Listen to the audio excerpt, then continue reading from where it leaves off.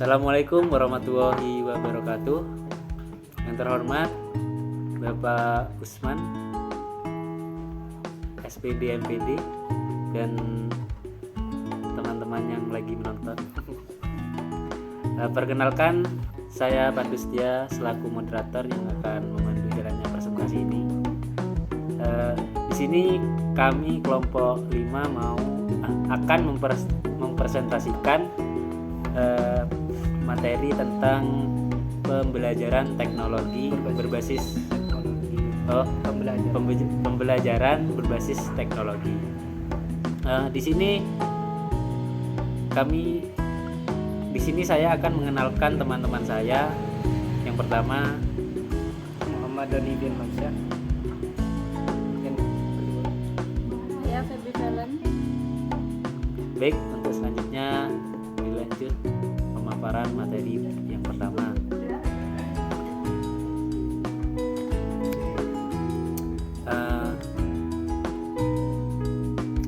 Gambaran umum pembelajaran berbasis teknologi. Pembelajaran berbasis teknologi mengacu pada penggunaan teknologi informasi dan komunikasi (TIK) untuk mendukung proses belajar mengajar. Pembelajaran berbasis teknologi dapat diterapkan dalam berbagai konteks pendidikan, mulai dari pendidikan formal di sekolah hingga pendidikan non-formal di komunitas. Tujuan utama pembelajaran berbasis teknologi ini yang pertama meningkatkan kualitas pembelajaran, yang kedua meningkatkan motivasi dan keterlibatan siswa, yang ketiga memfasilitasi akses pendidikan yang lebih luas, yang terakhir mempersiapkan siswa untuk menghadapi dunia digital. Pembelajaran berbasis teknologi itu mempunyai bentuk-bentuk. Yang pertama, pembelajaran daring. Siswa belajar secara online melalui platform learning. Misalnya itu video pembelajaran dan materi digital lainnya. Yang kedua, pembelajaran tatap muka yang terintegrasi teknologi. Guru menggunakan teknologi di kelas untuk meningkatkan proses belajar mengajar. Seperti presentasi multimedia, simulasi, dan kegiatan interaktif. Pembelajaran campuran yang ketiga, pembelajaran campuran atau blended learning, menggabungkan pembelajaran daring dan tatap muka untuk memberikan pengalaman belajar yang lebih fleksibel dan personal.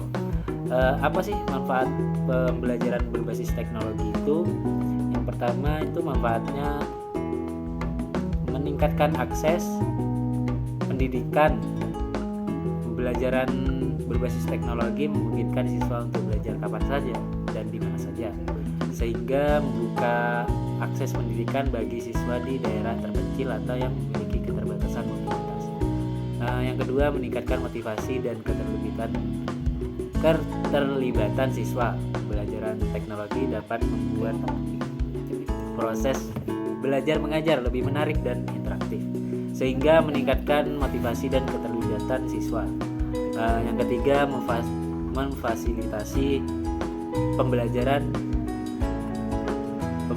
berbasis teknologi memungkinkan guru untuk menyesuaikan materi dan kegiatan belajar mengajar dengan kebutuhan individu setiap siswa.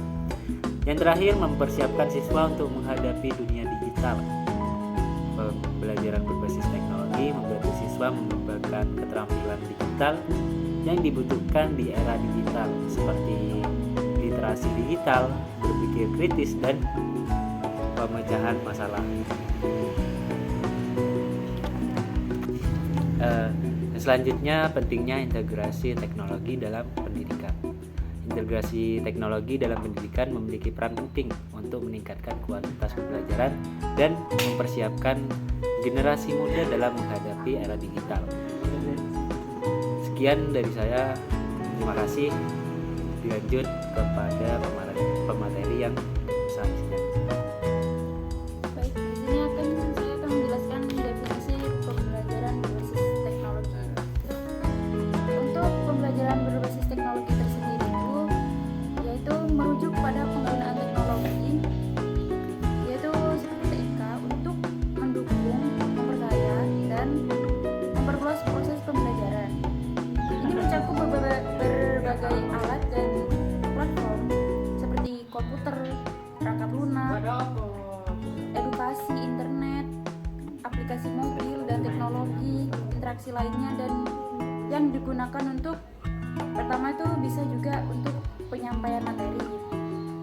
Yang kedua ini ada akses informasi.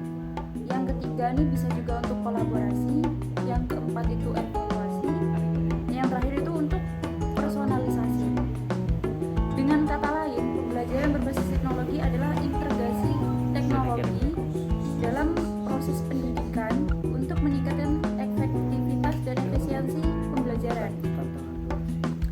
Selanjutnya yaitu tujuan pembelajaran berbasis teknologi. Tujuan pembelajaran berbasis teknologi itu meliputi beberapa aspek berikut. Yang pertama yaitu meningkatkan aksesibilitas, yaitu mempermudah akses ke pendidikan untuk semua orang, termasuk mereka yang berada di daerah terpencil dan juga yang memiliki keterbatasan fisik. Yang kedua, meningkatkan keterlibatan dan motivasi siswa, menggunakan alat interaktif dan multimedia untuk membuat proses pembelajaran lebih menarik dan menyenangkan,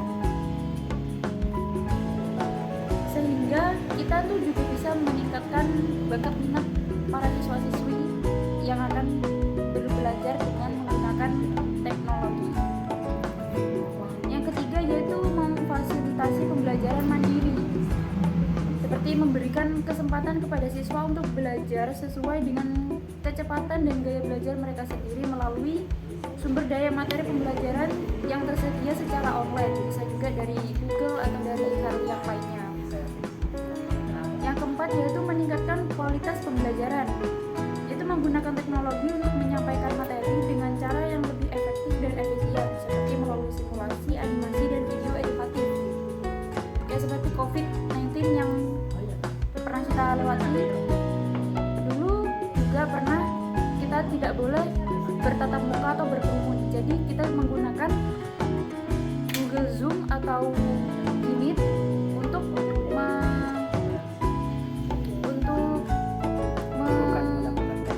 melakukan pembelajaran.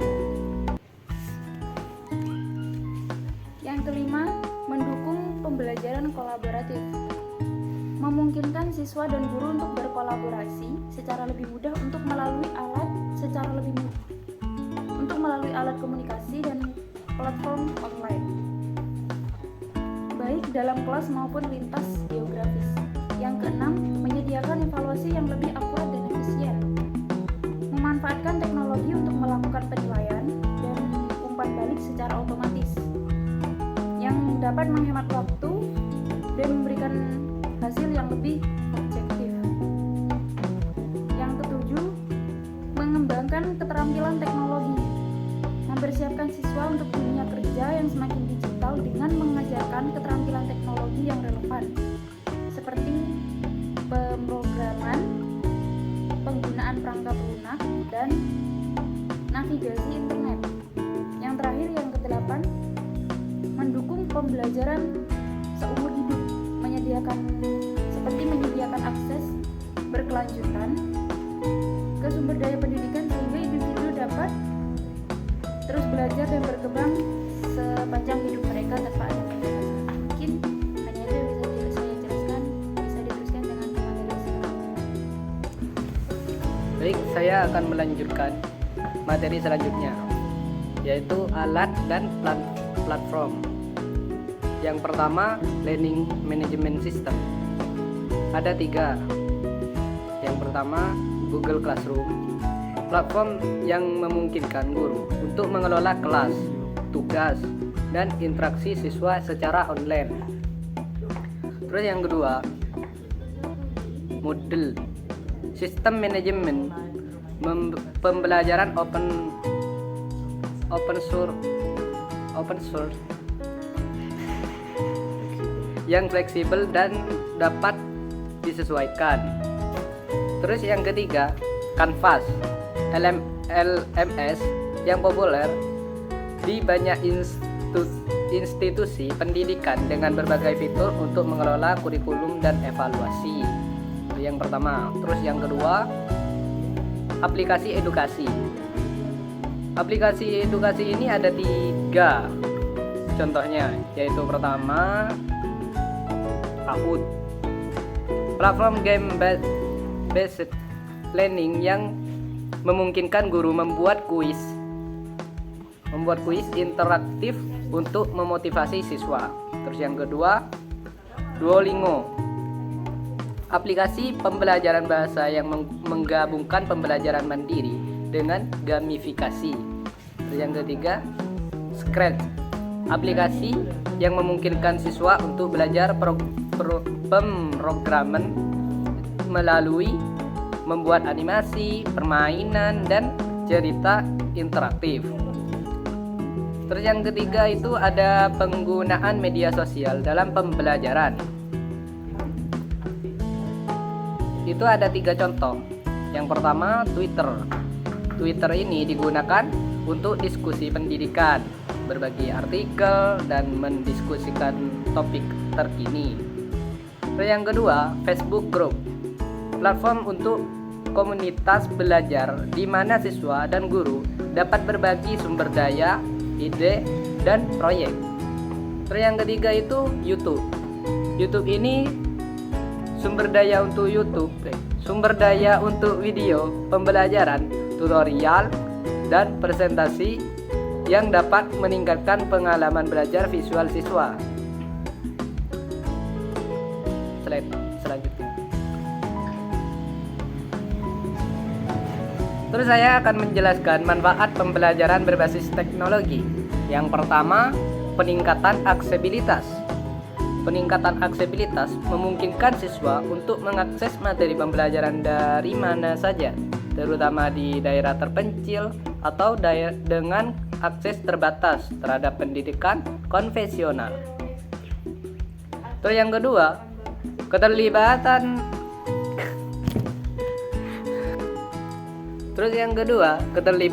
siswa yang lebih tinggi. Ini menggunakan teknologi seperti game, learning, atau simulasi interaktif dapat meningkatkan motivasi siswa dan mengurangi tingkat kebosanan, sehingga meningkatkan keterlibatan mereka dalam pembelajaran. Terus yang ketiga, yaitu ada pembelajaran yang dipersonalisasi. Ini memungkinkan adopsi model pembelajaran yang dipersonalisasi, di mana setiap siswa dapat belajar sesuai dengan kecepatan dan gaya belajar mereka sendiri. Ini dapat dicapai melalui algoritma pembelajaran adaptif yang menyesuaikan konten pembelajaran berdasarkan kemajuan siswa. Terus yang keempat, yang terakhir, peningkatan kolaborasi. Ini mendorong kolaborasi antara siswa, baik dalam atau di luar kelas, melalui platform online, diskusi forum, atau proyek kolaboratif. Ini membantu siswa membangun keterampilan sosial dan kolaboratif yang penting di dunia nyata. Sudah. Baik, untuk selanjutnya adalah tantangan dan solusi. Yang pertama, aksesibilitas dan infrastruktur. Infrastruktur digital membangun atau meningkatkan infrastruktur digital untuk memastikan akses internet yang stabil dan cepat di semua area, baik perkantoran maupun perdesaan. Yang selanjutnya, perangkat dan konektivitas. Memberikan subsidi atau bantuan untuk perangkat dan akses internet kepada siswa dan guru yang membutuhkan. Yang kedua, pelatihan guru. Program pelatihan berkelanjutan mengadakan pelatihan rutin dan berkelanjutan untuk guru dalam hal teknologi, pendidikan, dan integrasi teknologi dalam kurikulum.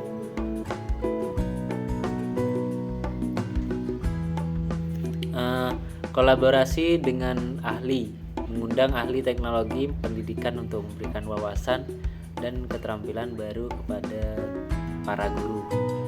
Yang ketiga, keamanan data. Kebijakan keamanan, mengimplementasikan kebijakan keamanan yang ketat terkait dengan pengumpulan, penggunaan, dan penyimpanan data pribadi siswa dan guru. Yang kedua, sertifikat keamanan memastikan bahwa platform dan aplikasi yang digunakan di sekolah telah disertifikasi keamanannya.